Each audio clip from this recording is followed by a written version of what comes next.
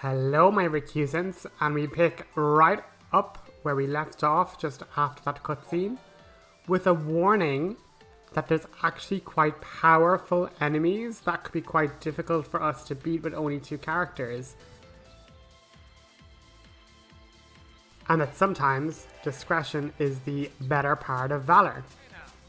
But we've nearly maxed stats, guys, so let's just get a preemptive and see what all the fuss is about. So the whole thing with this particular enemy is that they take a long time to stagger and they have a very, very high defense. But while they're staggered, they take an awful lot more damage.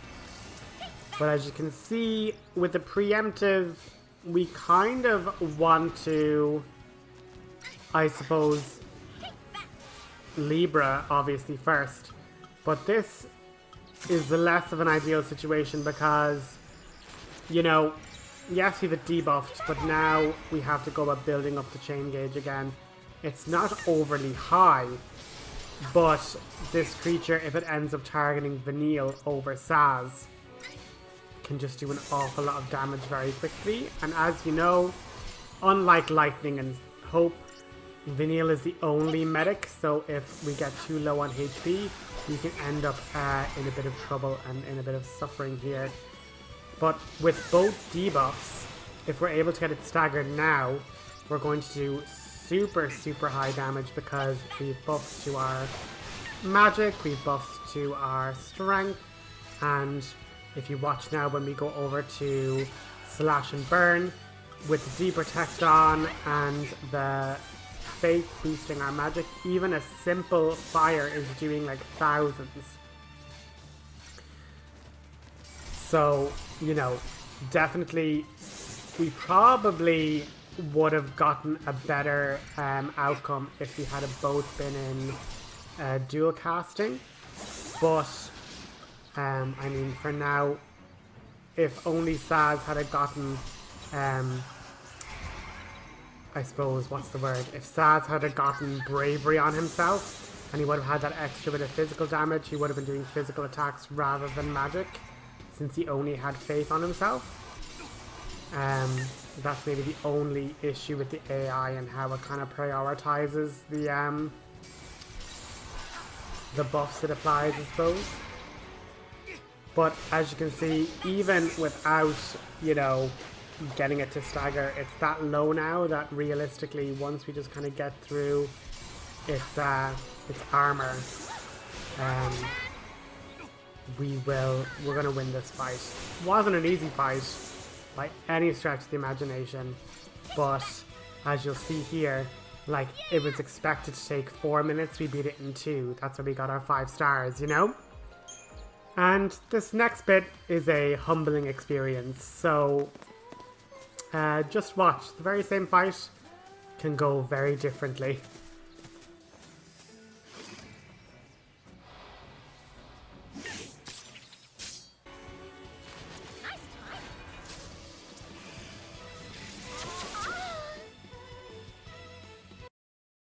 Are you not ashamed of yourself? So yeah, we can lose, so, you know, we do up a few different types of paradigms, see if that works. And try again.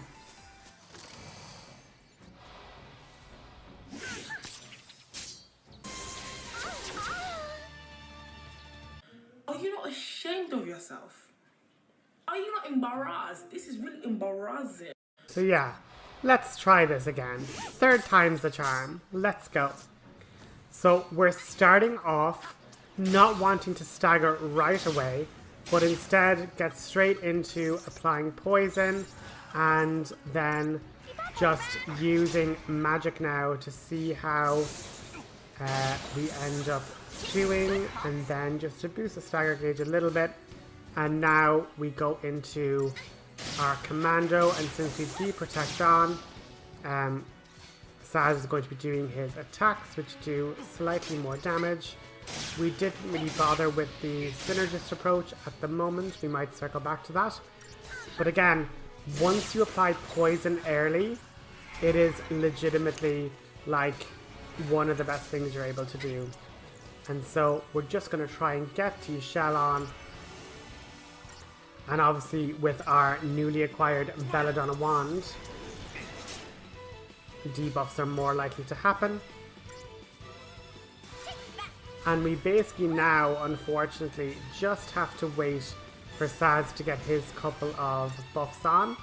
But thankfully, so long as poison sticks, even when he's in this more, I suppose, offensive or defensively shelled situation, now that we have all of our buffs on, we can go dual casting, rush ourselves into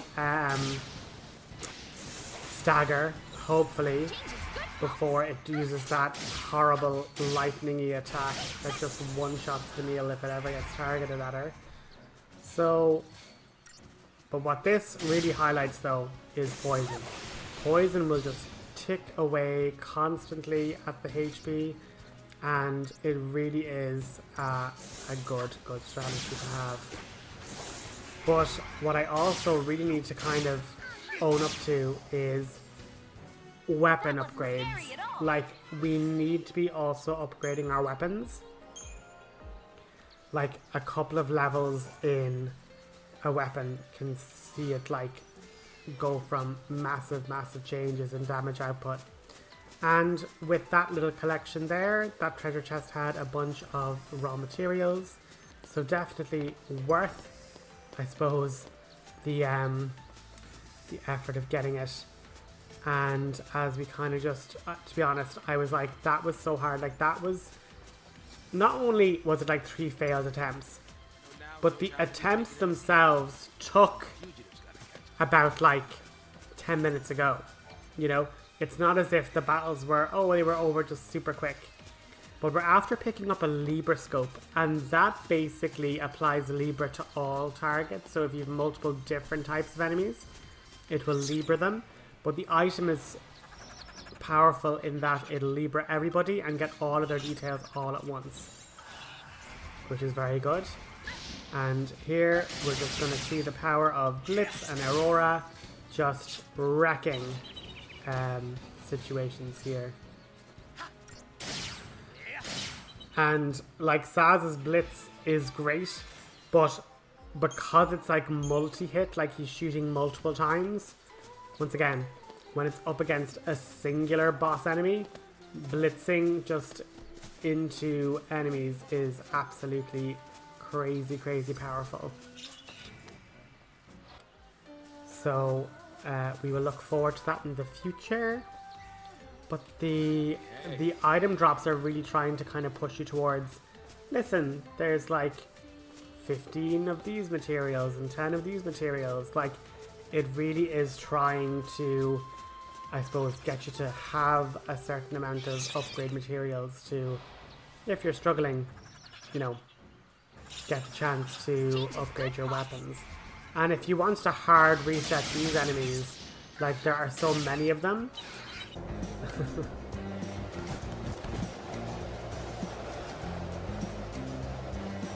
Literally Vanille just throwing mini tornadoes around the place. But there are so many different enemies that you're bound to get some sort of drop, just from like probability wise, you know? Well, that wasn't scary at all. Watch this loot table have nothing. Oh god, cringe. But yeah, the scenery is absolutely beautiful. There's no doubt about it that the scenery is really pretty. But we're going to have actually quite a serious cutscene, so I will talk to you guys when it's over.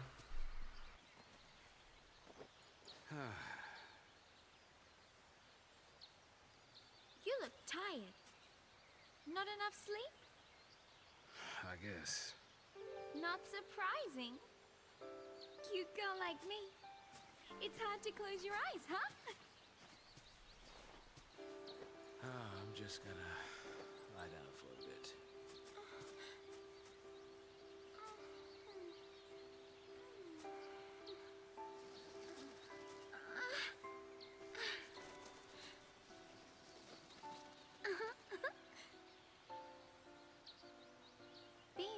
l'Cie, it's not easy. I mean, look. Even I'm kind of worried. But even if we don't know what'll happen, we have to keep our dreams alive. Have something to look forward to. You know? Next stop is Nautilus, City of Dreams. Yep.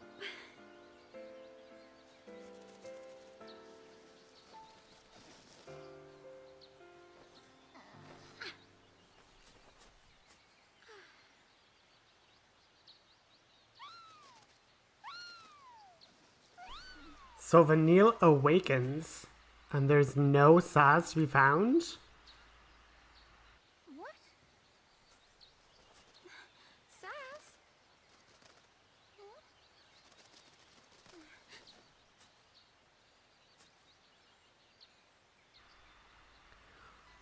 Again, one of the rare occasions when you have a one-party band that only happened with Snow and Vanille.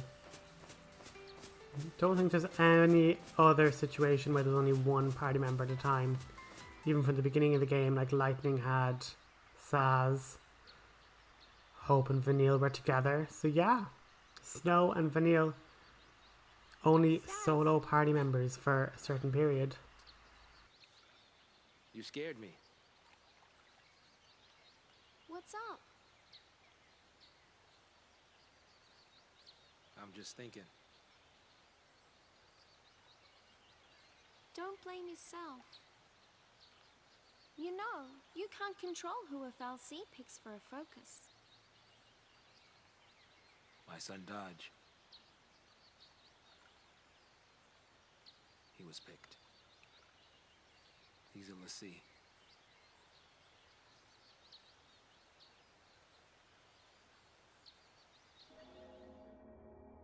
He said he wanted to see a foul sea, so I took him to go on a tour of the Uriday Gorge plant. Thought I'd surprise him with a chocobo chick to take home, but the second I turned my back, into the energy plant he went. Dodge! Dodge, come out here! I wonder who that could be. Dodge! Where are you? Say something! Dodge! Hey, what's wrong? Dodge! Daddy. It's all right.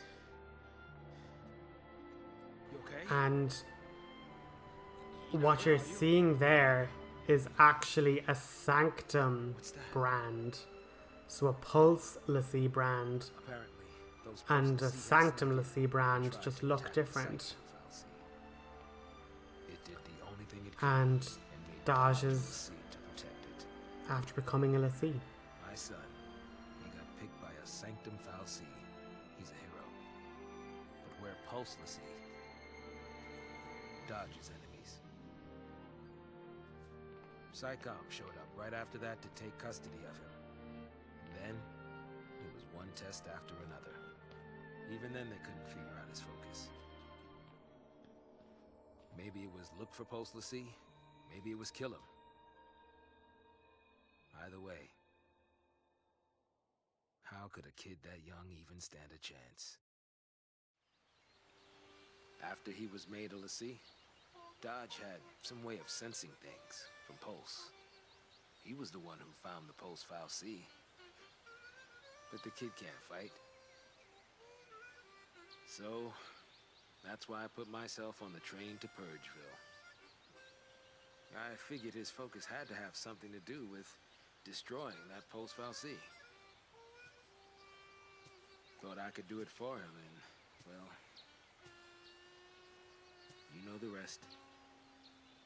If I was right about his focus, he's probably a crystal already. Of course, if he was supposed to take out that thing's l'Cie, then either we die, or he's a Seath. Die? Really?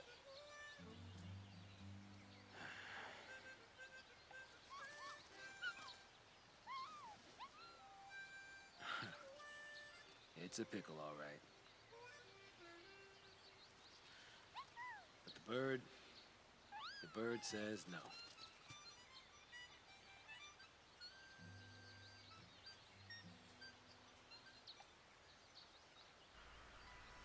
Some very powerful situations there, no doubt. Like one, Sazh this entire time has now been like, I'm a pulseless sea. Odds are my son's going to maybe have to kill me to complete his focus now. He's been like living with that sort of guilt in his head for all that time. So that's crazy. And now we're now aware that Vanille's aware that she's the reason Sazh's son became a Lassie. Because, I mean, look, it was fairly obvious. Her costume's fairly iconic. And so... What is that? she's been on this mission against Cocoon for longer than we imagined. Since it went back to like day 5, you know?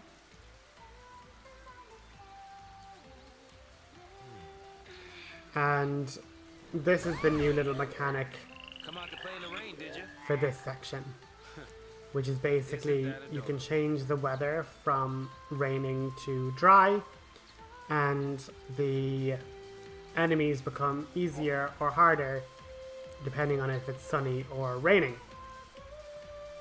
So finding the right type of enemies that we want to fight, so these guys are going to be fine.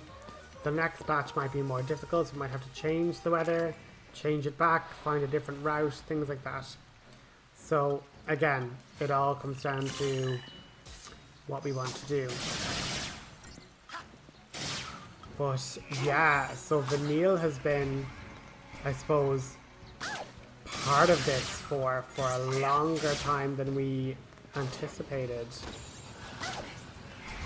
She wasn't just turned into the Lassie, she was a Lassie this entire time. And was one of the people that attacked the FF13 in the energy plant, which then caused it to create Sazh as a Lassie to protect it. So she's literally here. She is the reason that Sazh's whole life fell apart. A bit like how Snow to Hope is the whole reason Hope's life fell apart. And it also mentioned that Daj sensed the pulse vestige in Bodham, which then led, you know, Psycom to Bodham in finding Sarah and, you know, all of that mess. So it's just all interconnected and all roads lead to Vanille. And we now realize that, like, Vanille is just running away from all of this.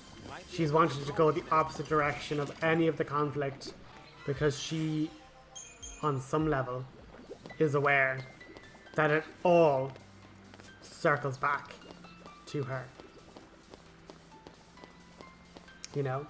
So this bright, bubbly sunshine girl carrying a lot of guilt, a lot of secrets, and now carrying a metal armband. So I mean, listen out for that little hum, and definitely find a way to circle back around to it and make sure that you're able to get all the items, because certain accessories like that might only be available from chests. So just follow along in the guide and hopefully you won't miss any. But you'll see there, just before I turned on the rain, there was like a big bird-like enemy. And basically, that enemy is too big for us to handle. So there are certain rainy enemies that are super hard that we want to change to sunshine. And certain sunshine enemies that are going to be way too hard that we're going to want to turn the rain on for 100%, you know? But as I say, we've seen a lot of these different enemies before, so I'm not gonna waste your time in just seeing the same old battle over and over and over again, you know?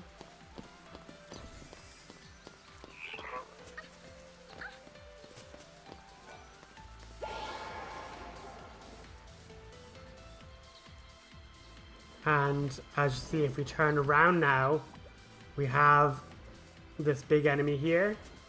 And just to show you, it doesn't end well if you challenge it. Like, it is a really powerful enemy. They deliberately do this to be like, look, this is like the fleeing chapter. This is the discretion is the greater form of valor. This is the turn the weather to make it doable.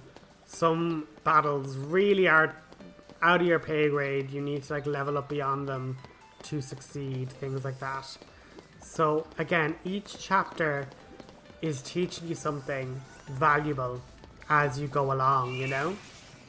And the bottom line is that when we get to a more free section of the game, there will be challenges that, yeah, you can approach them, but you're better off waiting till later, till you're actually more leveled up. And in some cases, the world is so open world that, you know, things are going to be above your pay grade until you get to the end game. And just, this is like a very basic version of that. It's like, yeah, you can fight some of these enemies. Like that challenge there, to try and get that treasure chest, nearly impossible. What, like 6 of them additions and a big shell thing? Nearly impossible. The tomatoes, much more manageable. So the changing it back and forth is just what, you know, it's trying to teach you this chapter.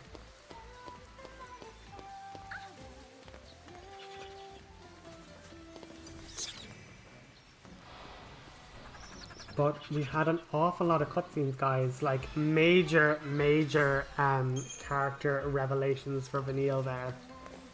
Like, it's done a complete 180 on who she was.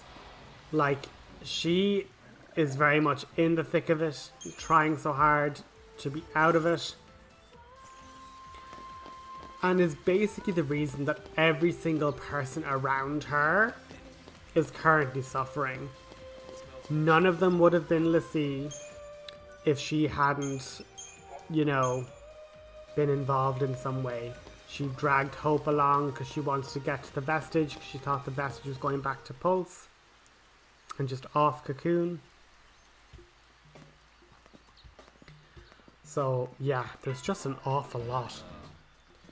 And here we have an interesting double boss fight. What do we do? Alright, I got it. We sneak. Right.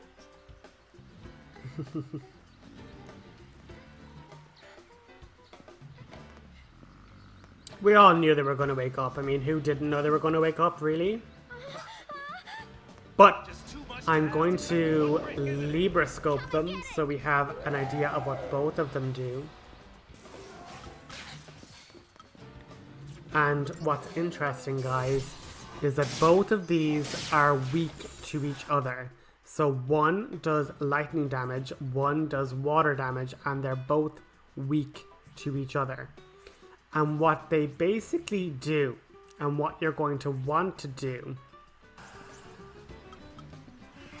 is battle them both at the same time. You're going to want to poison both of them and then weaken both of them equally, because then what they do is an AoE attack, and that AoE attack does maybe 400 damage to you guys, but it'll do thousands, like 10,000 to the enemy bully, you know, the other enemy. So what you want is to antagonize them until they start doing these AoE effects.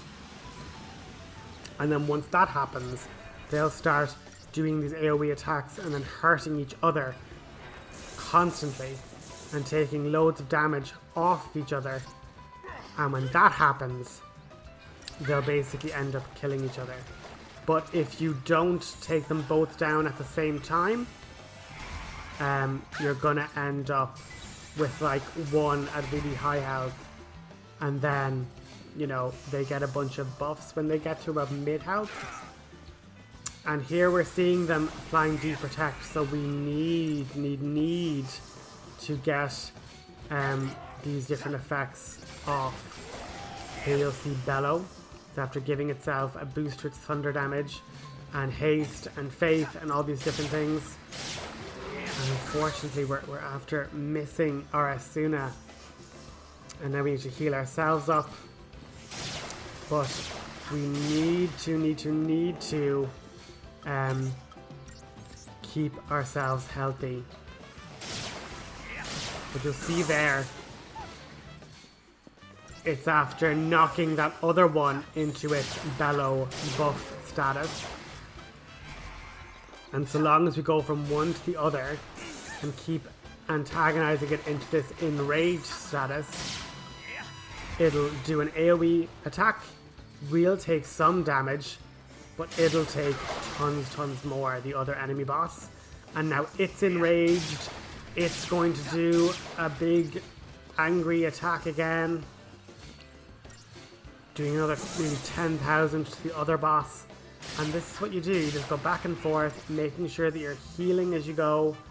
Like, when it gets to kind of this point, it's nearly better to have them fighting and harming each other than harming them directly yourself, you know? So here's like another raging torrent. It got staggered, and so it took all that damage and stagger. And yeah, at this point we're like, yeah, let's just, this one's nearing the end, so let's just get rid of one of them now. And unfortunately, Sazh, since it was staggered, ended up interrupting the electric attack, so it didn't get to damage the other boss there. But now we're just on a 2v1 rather. So now we're getting our Thunders, we're getting all of our stuff to do thunder damage. And we're just gonna keep healing up Sazh, build up that stagger bar slowly but surely. Once we get him to stagger, it's basically game over. But as you can see, if you just keep hitting it with thunder attacks, it'll do that AoE. And so really I should have been switching a lot more often than I was. But once this boss fight's over, we're gonna just finish up the episode there. Bit of a long one, but we had like lots of battles, lots of fights, and lots of traveling. But we're gonna start next episode with a good bunch of cutscenes, good bit of story progression, and linking up again with Lightning and Hope, which is going to be lovely. And some other characters too that we haven't seen in a long time, so I hope you're looking forward to that. But I will let this boss fight conclude, and I will chat to you next time. Thank you for tuning in, hope you enjoyed, and I look forward to seeing you on another video. If you liked what you saw, leave a comment. We're literally 1 subscriber away from 100 subscribers, so if you know someone that likes Final Fantasy content, send them my way. Okay, thanks, talk to you soon, bye bye. A hop, skip, and a jump, and we're in Nautilus. The city of dreams. If only we were dreaming up those clouds.